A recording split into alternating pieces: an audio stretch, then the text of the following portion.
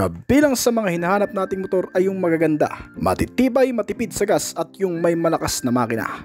Kaya naman gumawa ulit tayo ng panibagong video tungkol sa 5 motorsiklo na 125cc dito sa bansa ang dapat mong bilhin sa pagkakataong ito. Maliban sa mga panibagong nilalaman at makabagong mga teknolohiya, meron din itong praktikal na presyo na abot kaya lang. Yan ang isa-isay natin kasama ng iba pang mga katangian na meron ng mga ito. Pero bago yun, syempre kung bago ka pa lamang po dito sa akin channel, baka naman kaibigan pwede mo click yung subscribe button pati na ang notification bell para naman ma-update ka lagi sa mga video na gagawin ko pa. Alright, simulan na natin to!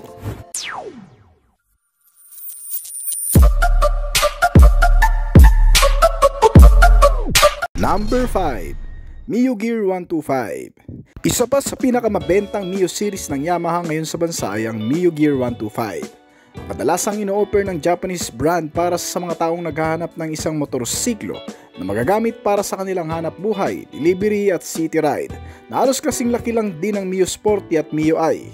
Pero mas convenient sa pagkakaroon ng ilang mga advanced na katangian gaya ng pagkakaroon nito ng front flat footboard, mga bulsa sa harapan na lagayan ng ilang maliliit na gamit at may kasama na ring USB port charging system para makapag-charge ka at merong hook na sabitan ng gamit.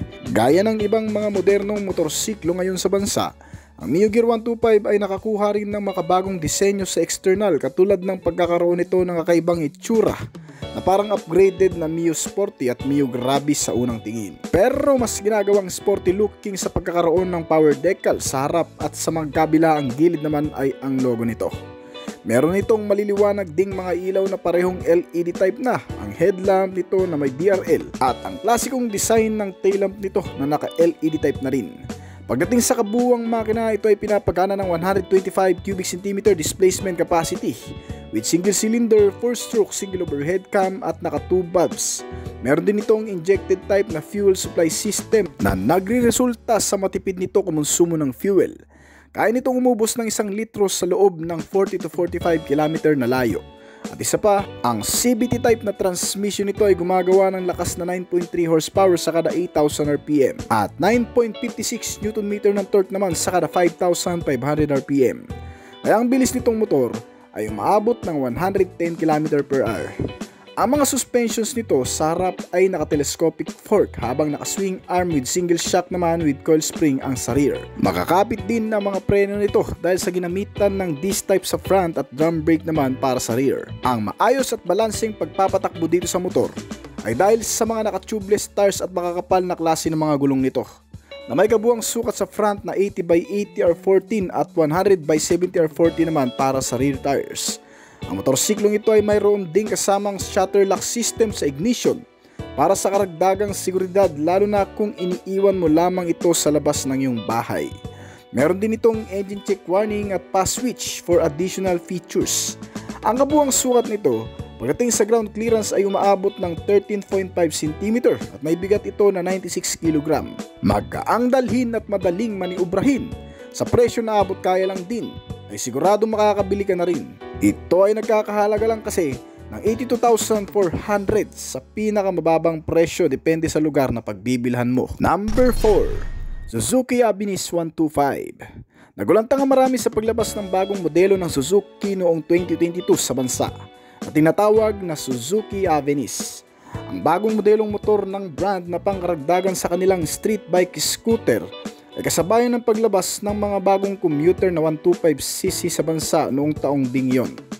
Ang motor na ito, kung sa pormahan ng pagbabasehan ay kamukhang-kamukha lang din ng isang brand na TVS Ntorq 125. Kakaiba ang itsura nito na inihahambing din sa isang donkey at nakakatawa para sa marami. At ang pagkakaroon nito ng muscular sporty body design na medyo bulky ay hindi akma para sa marami. Pero ang isa sa mga idinidiin ng brand na hindi tsurang batayan para maging ganap na kapaki-pakinabang ang isang motor, lalo na sa for daily use, dahil sa ilang aspetong nilalaman dala ng Suzuki Avensis na makatutulong sa mga rider commuter na nagbabalak bumili ng isang motorsiklo na hindi lamang sa matipid ay pagka-moderno na rin at malakas na rin ang kabit. Itong Suzuki Avensis kasi ay pinapagana ng isang 125 cubic centimeter displacement capacity na makina with fuel injected type engine at equipped din sa SEC o tinatawag na Suzuki Eco Performance Technology. Ito ang tumutulong sa motor para mas gumanda ang arangkada, mawala ang dragging at tumipid ang kain sa gasolina. Itong Suzuki Avinis ay may mga bahagi ding pang external na mapapakinabangan natin. Gaya ng mas malapad na front footboard, may malawak na underseat storage at maliit na console pocket na may kasama na ring retractable hook sa harapan. Meron din itong convenient features gaya ng saksakan ng charger upang makapag-charge kahit nasa biyahe.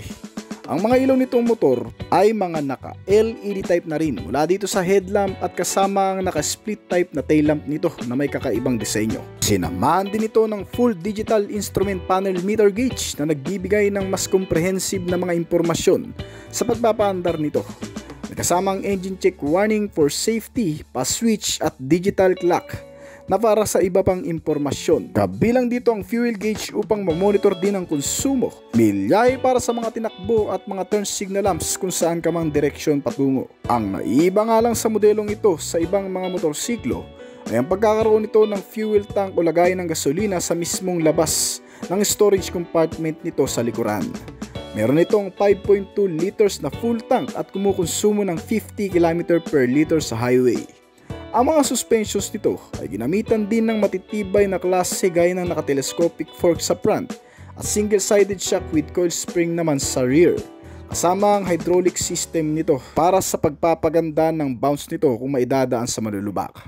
Meron itong naka-disc type na front brake disc at isang drum brake naman para sa rear na may kasamang combination braking system para kahit isang lever lang ng brakes nito ang magamit mo ay full force nagagana na ang harap at likod na braking system nito. Ang cooling system nitong Avinis ay naka-air-cooled pa pero hindi yan ang hahadlang para magamit mo ito sa long ride. Ang lapad at laki nitong motor ay nababagay din sa average na sukat natin. Meron kasi itong seating height na 78 cm at 106 ang bigat. May ground clearance size ito na 16 cm. Dito sa bansang kasalukuyang presyo nito ay naglalaro sa 80,500 pesos lamang. Right. Number 3, SYM Jet 4 RX 125. Isa sa mga classic scooter bike ng SYM sa Pilipinas ngayon ay ang Jet 4 RX 125. Ang isa rin sa pinakamodernong motorsiklong scooter na mula sa Taiwan na ipinakilala sa bansa noong 2022. Ito ay naglalaman ng magagandang katangian bukod sa pormahan pati sa kalidad ay iyong maaasahan. Ang panlabas na katangian ng motorsiklong ito ay naiiba sa marami. Meron itong unique identity sa klase at walang kapares gaya ng mga ilaw nito sa harapan na mukhang mamahaling tingnan. Mga naka-full LED type na ito kasama ang position lamp at tail lamp na mga naka-LED na rin na nagbibigay ng mas maaasahang visibility lalo na sa madilim na kondisyon. Meron din itong sariling disenyo ng instrument panel meter gauge na naka-LCD type na klase din. Nagbibigay naman ng maraming impormasyon para mas maunawaan ng anumang kondisyon ng pagmamaneho, kasama ang signal indicator, orasan, bilis, milyahe at fuel gauge nito. Pinapagana itong motor ng 124.6 cubic centimeter displacement capacity na naka-single cylinder, 4-stroke single overhead cam with 2 bulbs at kahit papano ay matatag na rin sa pangmatagalang biyahe. Bagamat naka-air-cooled pa ang cooling system, meron naman itong lakas na may pagmamalaki na rin. Dala ng isang automatic na transmission ito na kayang gumawa ng 11.26 horsepower sa kada 8,500 RPM at 10.3 Nm ng torque naman sa kada 6,500 RPM. Ang motor na ito ay nag-average ang bilis sa 105 to 110 km per hour. Bukod pa dyan, itong SYM Jet 4 RX na 125 ay hindi mahalatang may kalakihan din ng fuel tank sa itsura ng body build nito. Meron kasi itong 6.2 liters na fuel tank capacity at kumukonsumo ng 40 to 43 km per liter. Maliban dyan ng ilan pang mga sistema at teknolohiya na meron sa motor na ito ay siguradong mas mapapakinabangan mo din sa pang-araw-araw, gaya ng pagkakaroon nito ng fast charging na USB port system. Pwede kang mag-charge ng iyong mga gadget na lobat dito kahit tumatakbo pa. Isa pa, meron din itong hazard lamp system para sa visual reminder kung magkakaroon man ng mga biglang paghinto sa gilid ng kalsada. At malaking underseat storage compartment na pwedeng paglagyan ng ibang mga gamit. Pagdating naman sa chassis and brake, Meron din itong matitibay na suspensions gaya ng front telescopic fork suspension. Swing arm single-sided naman para sa rear nito, na may kasama na ring freeload adjustable na magagamit mo lalo na kung may ikakarga kang mabibigat na gamit o di naman kaya sa mga malulubak at mga biglaang pakurbada. Tumutulong kasi ito sa motor para lalong mas mapabuti ang pagmamaneho, kasama ang makakapit na braking system sa front na naka-hydraulic disc type at drum brake naman para sa rear brake nito. At sinamahan din ito ng CBS o tinatawag na combination braking system, na sa pamamagitan nito ay mas magiging makapit din ang mga brakes nito at mas lalong magiging safe ang pagpipreno. Bukod pa dyan, ang mga gulong din nito ay malalagkit at makakapit din. Sa harap, ito ay may kabuuang sukat na 110 by 70 R12 at 120 by 70 R12 naman para sa rear tires nito. May ground clearance size itong motor na 7.5 cm at may bigat na 115 kg. Nagkakahalaga sa bansa itong motor na SYM Jet 4 RX ng 83,900 pesos sa kasalukuyan. Number 2, Yamaha Mio Gravis 125. Walang duda na ang isa sa pinakamabentang motorsiklo ng Yamaha Motor sa Pilipinas ngayon ay ang Mio series scooter nito. At ang isa sa mga pinagpipilian ng mga rider pagdating sa Mio scooter ng brand ay ang Yamaha Mio Gravis. Isang makapangyarihang scooter ng Japanese brand na 125cc engine displacement na matagal na ring nasa Pilipinas at ngayon ay naglabas ng panibagong update noong nakaraang taon lamang dito sa bansa. Ang bagong update ng modelong ito ay nagdadala ng makabagong henerasyon sa pagkakaroon ng makabagong teknolohikal na katangian para sa mga taong makikipagsapalaran sa loob ng syudad o di naman kaya ay yung mahihilig gumala sa malalayong lugar o long ride, kasama ang ilang mga sistema na makatutulong sa pang-araw-araw gaya ng pagkakaroon ng matatag na makina, malawak na compartment storage, charging system, makakapit na gulong at malakas na braking system nito. Bukod pa sa magandang itsura, ang Yamaha Mio Gravis 125 ay may malaking LED headlamp na may mga kasamang position light na rin, mga turn signal lamps, DRL at rear tail lamp na karamihan ay mga naka-LED type na rin. Sinamahan din ito ng hazard lamp switch para sa mga emergency na pagpapahinto sa gilid ng mga kalsada lalo na kung may mga aayusin. At isa pang USB port charging system para sa saksakan ng cord sa pag-charge ng gadget. At mayroon din itong digital instrument panel meter gauge na mas informative kesa dati. At nakakabilib ang disenyo dahil sa mas gumanda na rin ito ngayon kumpara sa dating disenyo nito na square type pa. Kabilang din sa modelong ito ang pagkakaroon ng mga convenient features gaya ng isang retractable hook o sabitan ng mga gamit. May mas malawak na underseat storage din ito para sa mga kapote, extra t-shirt at kung ano-ano pa na pwede mong ilagay dito. Malapad din ang upuan nito. Nakaka-relax kapag nakaupo ka para sa komportableng pagmamaneho na rin at pagsakay lalo na kung gagamitin mo ito sa malalayong lugar. Pinapagana itong Mio Gravis ng mga pagkakatiwalaang 125cc engine displacement capacity na naka-single cylinder 4-stroke, single overhead cam, 2 valves at naka-air-cooled na cooling system. Na may kasama na rin isang Blue Core technology para mas mabalanse ang konsumo, bilis at lakas ng makina nito sa pamamagitan din ng automatic na transmission type na naka-CVT. Ay nagagawa nitong umabot sa lakas na 9.3 horsepower sa kada 8,000 RPM at 9.5 Nm ng torque naman sa kada 5,500 RPM. Ang average top speed nitong motor ay umabot ng 110 km/h. Kasama din sa pagpapatipid ng konsumo nito sa fuel ay ang naka-injected type na klase ng fuel supply system nito. Meron itong fuel tank capacity na 4.2 liters at may average fuel consumption na 45 km/liter. Ang mga suspensions at brakes naman ay nababagay din sa mga kalsada ng Pilipinas na may kaunting malulubak at may mga humps at kung minsan ay mababato. Ginamitan ito ng matitibay na klase ng telescopic fork sa front at matibay na unit swing, single side shock absorber with coil spring sa rear suspension. Naka-disc type ang front brakes nito at naka-hydraulic na rin. May kasamang drum brake type naman para sa rear brake na may kasamang combination braking system for additional safety features nitong motor. At ang makakapal na klase ng mga gulong nito ay nagbibigay ng maayos na pagmamaneho, balanse, at kahit pa sa matutubig mo ito maidaan ay hindi basta-bastang dudulas at talagang makapit. May kabuuang sukat ito na 100/90R12 sa harap at 110/90R12 naman para sa rear, na parehong naka-tubeless tires at alloy na rin.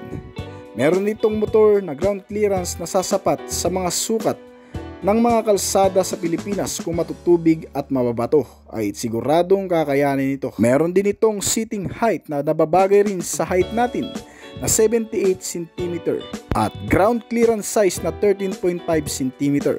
At ilan pa sa mga sistemang magugustuhan mo dito ay ang pagkakaroon nito ng USB port charging system na kailangan natin. Meron din itong malawak na underseat storage, sapat na lagay ng mga gamit at malapad na front footboard na may kasamang retractable hook na rin at mga bulsa sa harapan. At mayroon itong dalawang klaseng variation na inilabas, ang isang keyless entry at ang isang di-manual key lang na ignition system nito. Nagkakahalaga itong Mio Gravis 125 2024 model dito sa bansa ng 93,900 pesos sa kasalukuyan. Number 1. Ito ang pinaka top 1 natin dahil ito daw ang pinakamalakas sa mga ito. Ang TVS NTORQ 125. Ang motorcycle market Philippines kamakailan lang ay napasailalim ng Indian invasion sa paglabas ng mga motorsiklo ng TVS Motors, ang ikatlo sa pinakamalaking manufacturer ng motorsiklo sa bansang India, na nakilala hindi lamang sa paggawa ng mga dekalidad na motorsiklo maging sa mga 3-wheeler motorcycle, bus at truck ay kilala rin ang kumpanyang ito. At dito sa bansa, sa paglipas ng maraming taon na kung saan ang motorsiklo na ang naghahari sa daan ngayon, ay unti-unti na ring dinadala ang mga pambatong motor mula Indian manufacturer na TVS Motors, na ipinakilala na rin sa mga Pilipinong riders magmula sa sports bike, big bike category, underbone, mga 3-wheelers at ilan pa sa mga motorsiklo na kalaunan ay nagmamanifest na rin sa bansa. Gaya na lamang nitong kalalabas lang na scooter bike ng TVS na NTORQ 125. Isang motorsiklong scooter na siguradong makasusulit ka sa pang-araw-araw na gamit mo. Di gaya ng marami, ang motor na ito ay bibihira lang bihisa ng bagong pagkakakilanlan dahil na rin sa mas nagugustuhan ng tao kaya matagal pinapalitan. Ngunit ngayong taon mula sa old model nito ay in-update sa bagong version na mas magpapalakas pa ng appearance nito sa masa, sinamahan ng mga makabagong specs and features sa makina at maging sa kabuuang detalye ay dinagdagan. Kagaya na nga lang ng mga ilaw nito na naka-fully compact LED type, ang headlamp na sinamahan ng daytime running light na sobrang aggressive na talaga ng itsura, kapares ng mga signal lamps with indicators sa magkabilaan. Ganon din sa mga tail lamp ay nagbibigay palalo sa iyo ng mas maliwanag na kapaligiran kapag ibabiyahe mo ng madilim. At hindi lamang yon mga kaibigan, mas matagal din kasi ang lifespan nito sa mga naka-bulb type lang. At ang scooter na ito, kung mapapansin mga kaibigan, mukhang alam na ata ng marami sa atin kung anong motor ang kamukha nito. Sa Suzuki Motors, ang kalalabas lang din na Suzuki Avensis. Medyo awig, di ba? Kaya naman sa ibang detalye ay magtatanong ka na lang din kung pareho rin nga ba ng mga specs and features na meron ito. Gaya na lamang ng external design ay hindi nagkakalayo. Ang frontal face na naiiba nga lang ang headlight. At ang location ng fuel lid nito o lagay ng gasolina ay nasa likod rin. At iba pang mga detalye na talagang similarity ng dalawang ito. Ganun pa man ay masasabing mas upgraded pa rin daw itong TVS NTORQ compare sa Suzuki Avensis, na sinamahan at nilagyan ng kabuuang detalye sa makina na powered by 124.79 cubic centimeter na displacement capacity, naka single cylinder per stroke OHC at fuel injected type na fuel system. Ang 125cc overall na makina nito ay sinamahan ng naka-automatic transmission type na may 4-speed na variable gearbox na kaya mag-produce ng maximum output level na 9.4 horsepower sa kada 7,500 RPM. at 10.5 Nm of torque naman sa kada 5,500 RPM. Ang commuter na scooter bike na ito ay masasabing may malakas na rin naman na kapasidad kumpara sa mga 125cc na kakumpetensya nito. Sinamahan pa yan ng cooling system na air-cooled type na mukhang alam mo na yata ang magiging performance niyan sa kalsada. Naka BS6 compliant na rin ito kaya hindi ganun kausok at eco-friendly. At sa iba pang mga detalye nitong motor, ang flat footboard o gulay board na tinatawag ay nagbibigay ng mas malawak na espasyo sa mga ikakarga mong bagahe dito. May mga retractable hook na rin itong kasama para naman sa mga bagay na isasabit mo lamang dito at mga console pocket na rin para sa maliliit na bagay na maaari mo lamang ilagay dito. At very spacious din ang under seat compartment storage nito. Nakakasya naman siguro ang full face helmet mo dito. At base na rin kay Sir Makina Moto na siyang nag-review ng road test nito ay very comfortable at maaasahan talaga sa napakahabang biyahe. Napaka minimal lang ng speed limit kaya hindi ka rin talaga masyadong mangangamba na may average top speed na umaabot sa 90 km/h pero nakadepende pa rin yan sa magmamaneho nitong motor. Kung ikaw ay nagsisimula pa lang, perfect talaga to bilang isa sa pinakaunang motor mo. User-friendly, beginner-friendly at mas madaling matututunan dahil sa automatic transmission nga ay mas madali mong maimamanage ang handle nito. Sobrang convenient na rin mga kaibigan para sa mga bumabiyahe ng malayuan.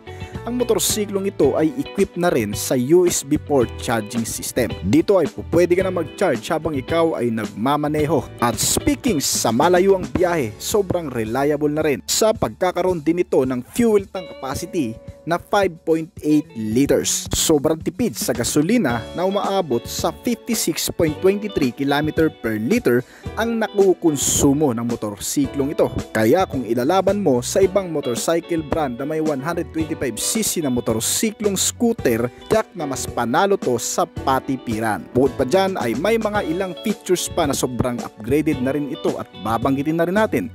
Gaya na lamang itong instrument panel na naka fully digitalized na rin. Mas madaling unawain at maintindihan lalo na sa mga baguhan lang din. Lagyan na rin ng engine check warning para ma-check ang capability ng makina nito. At sinamahan ng idling stop system para mas tumipid pa sa konsumo ng gasolina. Sa mga hindi nakakalam, ang idling stop ay ang nagpapahinto ng throttle ng motor kapag pansamantala itong naka-stop sa traffic light. Nang sa ganun kahit nakahinto ito ay hindi nakukonsumo pa ng gasolina dahil dito. At isa pa sa maganda sa commuter bike na ito ay meron na rin kasamang side stand kill switch. Hindi mo na kailangan pang i-switch off dahil sa side stand ay titigil na rin ang makina nito. Mas mainam na rin ito sa malulubak dahil sa mga suspensions na inilagay dito sa front. Ito ay naka-telescopic fork na may hydraulic dampers na nakasama. Ang rear suspensions naman ito ay may coil spring with hydraulic dampers na rin. At kung usapang brake naman ay maaasahan mo rin yan. Ginamitan ng single disc brake with 220mm na size with SBT. Sa mga hindi nakakalam, ang SBT meaning ay synchronized braking technology. Ito ay katumbas o katulad na rin naman ng combination braking system ang function na nagkukumbine sa magkabila ang brake sa harap at likod upang kapag ito'y pagaganahin mo sa biglang paghinto ay sabay itong gagana para mas safe pa ang pagpepreno. At ang rear brake naman nito ay naka-drum brake type na may size na 130mm. Di ka na rin talo sa bangkingan yan o sa malulubak man kung maidadaan dahil sa makakapal na gulong na inilagay na sobrang bagay lang din sa motor na ito. Naka-tubeless ang tires at alloy wheels naman ang mags nito na may kabuwang sukat sa front na 100 by 80R12 at rear tire size na 110 by 80R12. Pwede mo nang ayain si tropa, mga kabarkada at kaibigan kung magkakaroon ka man ito. Isang comfortable motorcycle, scooter na magagamit sa pang-araw-araw, service kung sa city ride at long ride ay pwede rin talaga. Ay nilabas na ng TVS Motorcycle brand dito sa bansa. At available rin ang motor sa iba't ibang klaseng kulay iyong magugustuhan. At sa kasalukuyan ay nagkakahalaga lamang ang kabuuang presyo nito na umaabot sa 84,346 pesos dito sa bansa.